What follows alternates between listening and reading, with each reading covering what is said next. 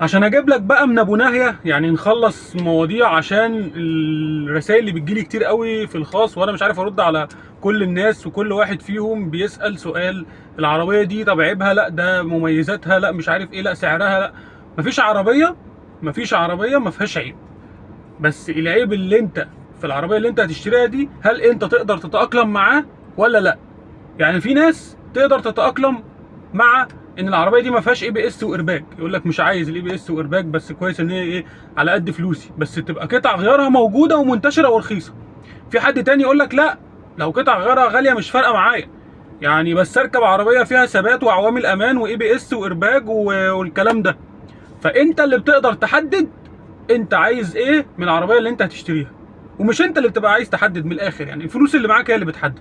بس ساعات فلوسك ممكن تجيب عربيتين مختلفتين، ممكن تجيب لك عربيه حديثه قوي بس ما فيهاش عوامل امان او تبقى صيني، وممكن تجيب لك عربيه قديمه شويه بس تبقى بي ام او مرسيدس او باسات او جيتا او سكودا او اي عربيه الماني او ياباني، بس هتبقى موديل قديم. فانت على حسب اللي انت عايزه من العربيه وعلى حسب الفلوس اللي معاك.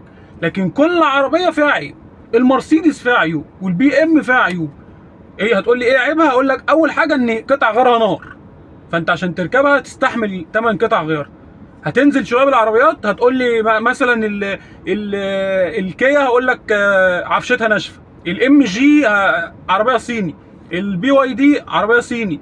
الجيلي عربيه صيني وكمان فيها عيوب في الصاج ويعني بتعمل على طول برومه وصدى ومش عارف ايه، فيها مشاكل كده.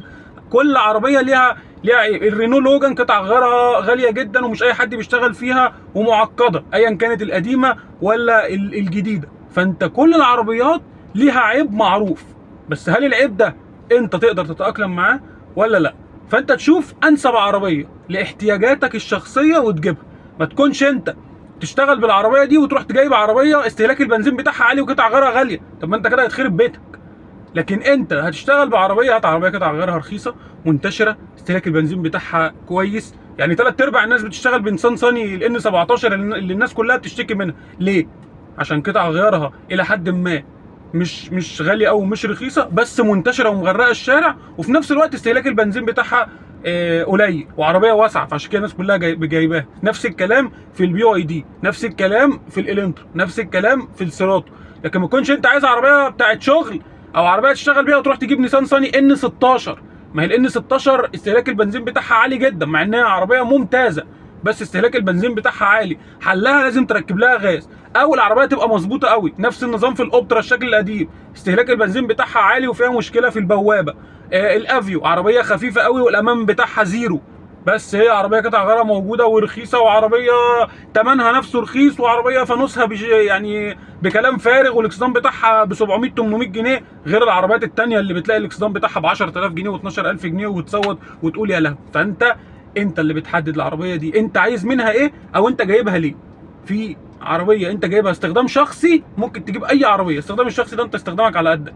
في عربيه بتاعه شغل او بتاعه سفر او انت، فلازم تبقى محدد انت عايز عربيه فيها عوامل امان، فيها اي بي اس، فيها 4 ايرباج، فيها 2 ايرباج، ما فيهاش ايرباج خالص زي الفيرنا والافيو كده. انت اللي بتحدد. لو انت تمشي بقى جوه البلد وفلوسك على قدك، هتجيب فيرنا، هتجيب لانوس، هتجيب لوجان، هتجيب افيو، هتجيب بي واي دي. عربيه بتاعه سفر وبتروح نويبع وشرم والغردقه والكلام ده، مش هتنفع خالص العربيات دي. هتضطر تجيب تويوتا كرولا، لانسر بوما، لانسر شارك، الانترا اتش دي، الانترا ام دي، سيراتو الشكل القديم، الشكل الجديد، كي 2 كي 3 كي 4. كل العربيات دي هتناسبك كسفر. فمش كل العربيات زي بعضيها، انت اللي بتحدد انت عايز ايه من العربيه، والعربيه اللي تناسب اللي انت محتاجه.